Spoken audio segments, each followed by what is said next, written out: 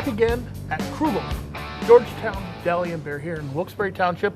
I'm with Kevin. How you doing today? I'm doing great, Jeff. I'm really excited about what we got to show you. What are we talking about? Well, let's talk about the summer beers, right? It's summer, it's time to mow the lawn. Warm weather's here. Warm weather's here. Nobody wants to drink a big old thick beer anymore. Well, I am, though. But we are, but the quintessential summer beer is a Shandy. Right. And the first beer that anybody thinks about when they think about a Shandy is Leinenkugel Summer Shandy. It's a lemon Shandy. It's light. It's lemony. It's not going to make you too sweaty while you're mowing the lawn. Let's talk a little bit about the history of the Shandy. Tell me a little bit about how this style came about. So Shandy, the style of Shandy came about just because people like drinking juice and beer. It's really not much more complicated than that.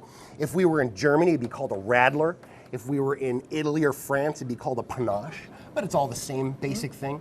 So starting off with Leinenkugel Summer Shandy, let's see if we can recreate this Shandy and see how close we can get to it. I like that idea. Sounds good, right? Yeah. All right, so we've got the original Leinenkugel's Summer Shandy, and we've got Leinenkugel's original beer, and some lemonade. So this should be a combination of these two. Let's put them together and let's see what happens. Let's try it, because I didn't even know they had a normal beer. Yeah, Well, this is so popular. You know, I didn't even know they had an original beer. Sure. If we're following along on Mixology 101, anytime you mix two things together, especially with a non-alcoholic component, ice is always added to it.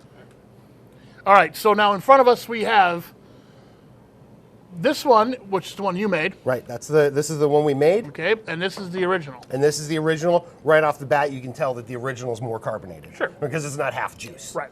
So let's give them a shot. Okay. Let's try the original first. Okay. Let's see what the original tastes like. Okay. Summer Shandy all the way. It's the beer you think of. You got the wheat in the background. All right, so let's see how our recreation tastes. Sweeter. Yeah, that's about Sweeter. it though. That's about it. Yeah. Sweeter. Less carbonated. Less sweeter, carbonated, a little that's sweeter. it. But that's about the same thing. So maybe we got a little bit too much of the lemonade on it. But it sounds about right, though. This is how you make a Shandy. I like 50% beer, 50% lemonade. I like it. I would probably just drink this. So where have Shandies gone since the original beer and lemonade? Let's take a look at some of the other things that Shandies have gone to. Sure. So what do we have in front of us right now? We're moved on to something a little bit different. Excellent. Yeah, what we've got here are two very common beer mixes, right? So the Summer Shandy is an excellent base for adding a few other flavors to it. The two most common flavors added are going to be raspberry and strawberry, and that will be today provided by Lindemann's Lambics. Very common. It's a very common mix, and we'll throw some garnishes on it, make it look nice and pretty. Great. All right, go to it. So here we'll do the strawberry. Already we have a glass of the Shandy. Cascade a little bit of the strawberry down it. Oh, nice. Garnish with a few strawberries in the glass and a nice strawberry on the side. Oh, that looks beautiful. And give it a lemon. And now you've got a strawberry lemonade. Okay, and the next one. We've got the same concept with the raspberry framboise. A lot of people know the raspberry framboise, a little darker. Going to give you that nice pink red look to it. This one's going to get a couple of raspberries thrown right on top. Oh, nice. Along with a lemon slice. All right, I got to ask, what does the garnish add to it? So the garnish adds freshness, right? So immediately when you put it to your mouth, you're going to smell fresh fruit. And that's going to trick your mind into thinking that everything else is a whole lot fresher than it actually is. Well, it looks delicious. Let's give it a shot. Let's give it a shot.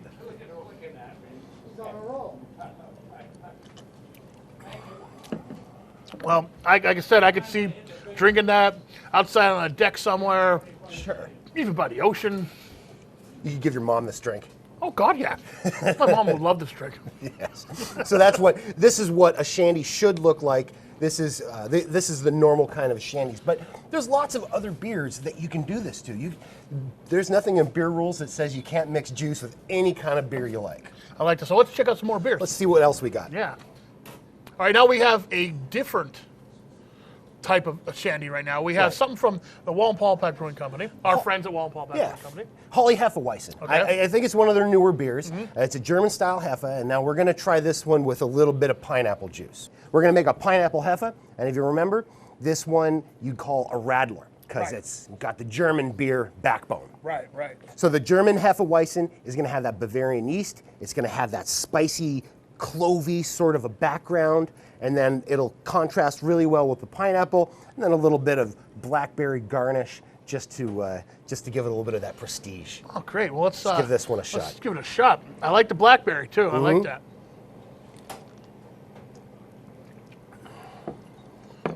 Well, I'll tell you what. I could tell it's a different style of beer. A little bit heavier. Yeah. A little bit more. There's more stuff. to it. Yeah. And in each of these glasses, I really only added about 1 ounce of pineapple juice. The acidity is going to, a lot of times you'll see things mixed with beer are going to be all your sort of acidic fruits, the oranges, the strawberries, the cherries, and raspberries and things like that. Acidity really helps the beer because beer is acidic to begin with. Sure. So the pineapple is going to contrast that Bavarian spicy yeast really well. It really does, and I was a little skeptical at first. Actually, you mixing pineapple with this style of beer, but it works perfectly. Yeah, I like it. The pineapple is definitely a welcome addition to it, and I feel like the two blend together rather than fight each other. Yeah, absolutely. Next up, we're going to talk about some sours. Now, tell me, someone that doesn't know, what is the sour style? So a sour style is made sour from the addition of typically lactobacillus bacteria. And sour beers are going to come in 3 main styles. You're going to have a standard sour, you're going to have a Goza, and you're going to have a Berliner Weiss. Okay. All 3 are going to be a little bit different from each other. The standard sour is just a regular beer with lacto added to it. Now, oftentimes it's going to be with fruit as well. So you're going to start with peach or blueberry or lime is popular. And all these things are going to have just that sour component added to it. So the normal acidity of the beer is just cranked up to 10. Right. So what do we have in front of us? The first one we're trying is what? So the first one we're trying is from Flying Fish Brewing. I think this is one of their newer ones. This is called Salt and Sea. It is a strawberry lime session sour. So the session right there tells us that it's low alcohol. Right. And this one clocks in at 4.3, so it's like a Miller Lite. Yeah. And so it's got the strawberry and lime and salt in it. And with the addition of the salt, we'd actually call this one a Goza, really, because the Gozas are typified by having salt in it. I could smell the lime. And yep, Yeah. the lime and the strawberry are there. And then the little bit of a salt background to it has a softening sort of tendency. I like that because that's not overly sour. Yeah, this is a really old style. It goes back to when people are brewing beer and it just went sour on them. And you do that long enough. Drink it anyway. Yep, drink it anyway. Let's take a look at Sequench Sour Session. Now, I've had this before. Yep. And, Dogfish has been one of my favorite craft breweries since I started drinking craft beer. I like a lot of their stuff, most of their stuff, because they have a ton of different offerings. Yes. And this one is good. This one's good, too. I've had it before. I'll have it again. So let's take a look at this one. This is brewed with lime peel, black limes, and sea salt. A little bit bigger. This is my wife's favorite beer. Almost the same as the last beer. Yeah, real similar. Real similar. But it has that trademark Dogfish head finish. Yeah. Very good beer. I've always liked this one. Yeah. Again, even though I'm not a huge fan of the style, this is something, if it's there, I'll drink it. Yeah. And it's Dogfish, so it's it's going to be good. So up next, we've got from Grand Rapids, Michigan, Mas Agave from Founders. This is an Imperial Lime Goza brewed with agave, and it's aged in tequila barrels. This is one of their barrel-aged series. There's a bunch of them. That's interesting. This one's supposed to taste like a margarita beer. All right. Let's give it a shot. Yeah. Oh, totally different nose to it. Yeah. Oh, this is very different. It Tequila right away. That's fantastic. This is a really good beer. I wouldn't even call this a sour. It's as sour as a margarita is. Yeah. This is very good. People like margaritas. Yeah. People like tequila. My wife, who loves tequila. Yeah. Right here, baby. Okay, the ABV on this is pretty high. What is it? It's 10%. Yeah, It's a decent sized beer. It's a decent sized beer. You can't tell that it's 10% as you're drinking it. Thanks for coming, Jeff. We really love all of this. We have had so much fun this season. Absolutely. It's so much fun every show. We love to show everybody what we've got. So on Friday nights, you guys do something here almost every Friday night. Every Friday night, 5 to 7, we have a tasting night, and we'll pull something off the shelf that we want to show people. Something seasonal, something cool, something brand new. And you have breweries coming in too? Breweries come in. Free Will comes in. Paw Pack comes in. Two Roads comes in. Yeah, all kinds of different breweries. Some of them drive farther than others, but there's always something cool going on a Friday night.